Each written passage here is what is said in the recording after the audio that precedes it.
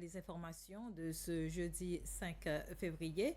Le président Patrick Hermini est arrivé tôt ce matin à Chennai pour débuter une visite d'État en Inde, effectuée à l'invitation du Premier ministre indien Narendra Modi. Le chef de l'État est accompagné de son épouse Véronique Hermini.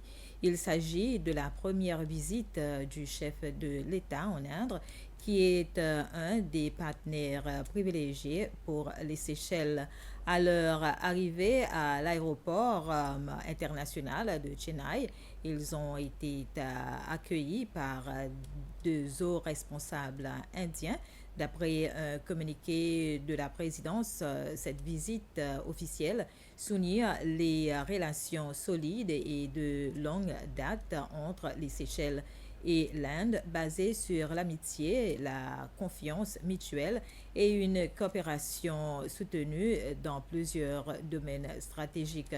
Le président Hermini a visité dans l'après-midi deux hôpitaux de Chennai, le SIMS, où la majorité des patients atteints de cancer sont traités, et l'hôpital Balaj Maxillofacial.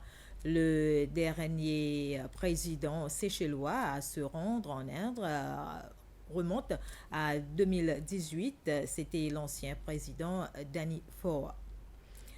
Le commissaire de la santé publique, le docteur Jude Gédéon, a déclaré que le ministère de la santé publique a constaté une baisse du nombre de personnes infectées par le chikungunya et la dengue.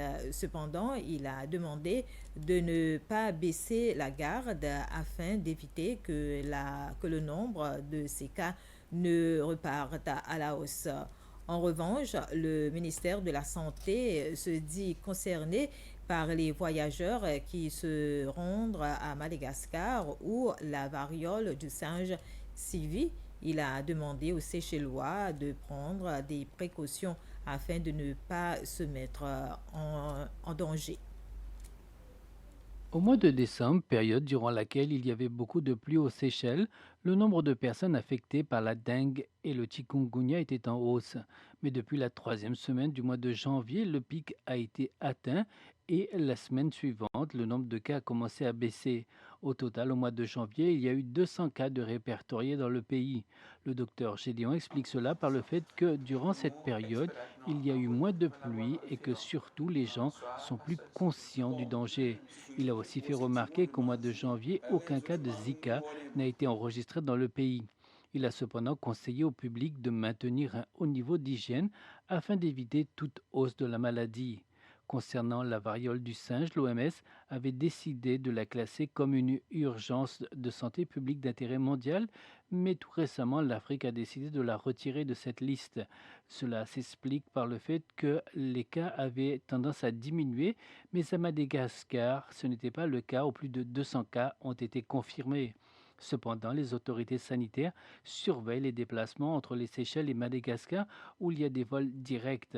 D'après le docteur Gédéon, le nombre de Seychellois qui se rendent dans la grande île adoptent des comportements sexuels à risque.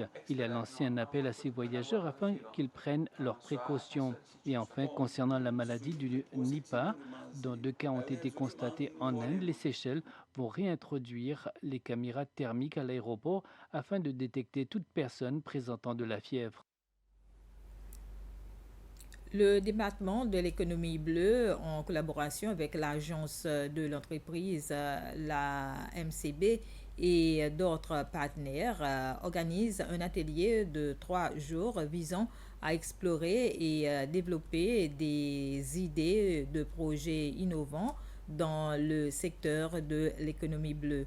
Cet atelier réunit des entrepreneurs ainsi que des étudiants en études commerciales afin de leur fournir des connaissances nécessaires pour enlever les défis, afin de leur fournir les connaissances nécessaires pour relever les défis du secteur et transformer des idées innovantes en opportunités d'affaires. Les participants présentant les meilleures idées seront récompensés à l'issue de l'atelier.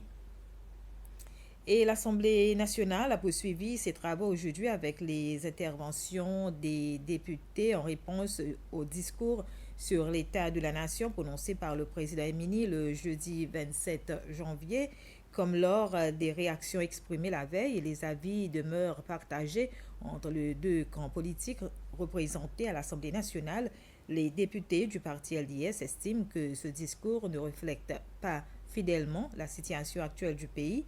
En revanche, du côté de US, tous les intervenants ont qualifié cette allocution comme l'un des meilleurs discours sur l'état de la nation prononcé par un président au cours de ces dernières années. Voilà, c'était les informations. Bref, merci de votre attention.